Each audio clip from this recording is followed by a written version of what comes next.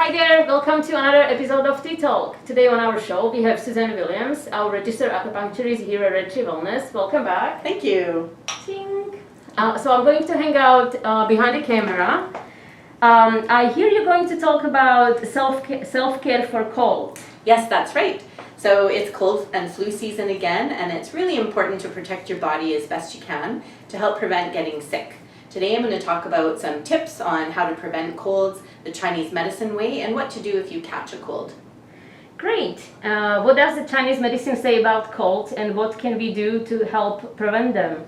Just like in allopathic medicine, Chinese medicine understands that the pathogens or viruses that cause a cold attack the body from the outside. In traditional terms, the pathogens are spread via the wind, i.e. from the outside. So the first step in prevention is to make sure that your exterior is protected from the wind. In Chinese medicine, that means wearing warm clothing so that your body doesn't have to spend resources trying to keep you warm, washing your hands often to make sure that you're not passing viruses around to other people, and besides having a strong exterior to block the pathogens, you also need a strong internal immune system. So you should sleep long enough and well enough to help your body maintain your immune defenses, and eat nutritious, whole, unprocessed foods, preferably warm in temperature. Digestive and gut health are really important for immune health in Chinese medicine. Prevention is definitely the best medicine. What can we do if we catch a cold? Well, the first step is to figure out what type of cold you have.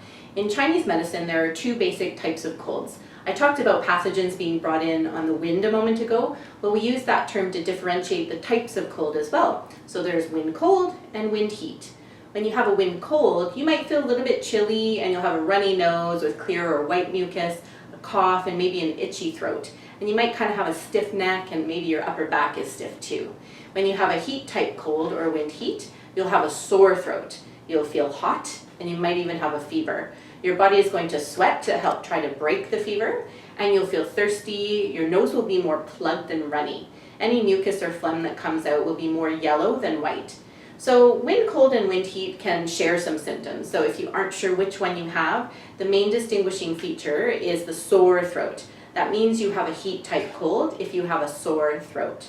Once you've figured out what type of cold you have, you can head into the kitchen to find everyday herbs and spices that can help ease your symptoms. I see that you have some examples to show us.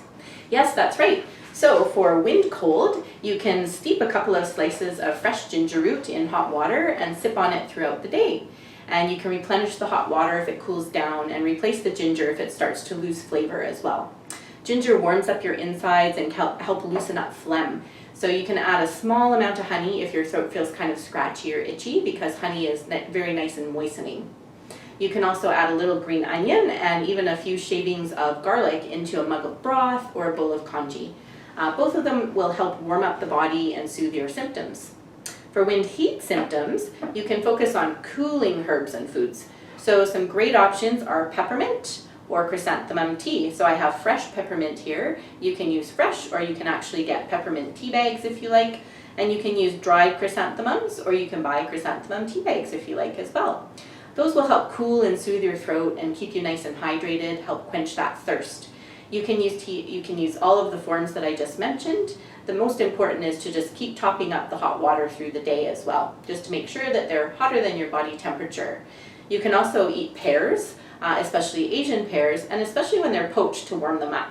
You can even drink the poaching liquid, which is delicious and very moistening.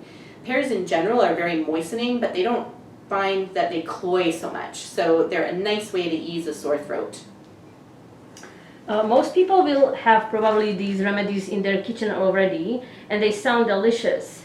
Is there anything else we can do when we have a cold? Definitely. So whether you have a wind cold or a wind heat, you should avoid dairy and sugar because they can both contribute to the production of phlegm that can congest your airways. If you have a wind cold, avoid raw and cold temperature foods and greasy food. And if you have wind heat, avoid spicy or rich greasy foods. You can also consult your friendly neighborhood acupuncturist who can treat you with acupuncture or cupping or gua sha and suggest food therapy specific to your condition and your constitution.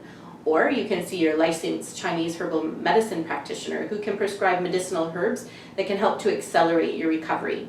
But as always, if you develop very severe symptoms or if your condition doesn't improve after a week or so, please be sure to consult your primary care provider just to make sure you don't have anything more serious than a little cold. Thank you so much for sharing all these self-care tips.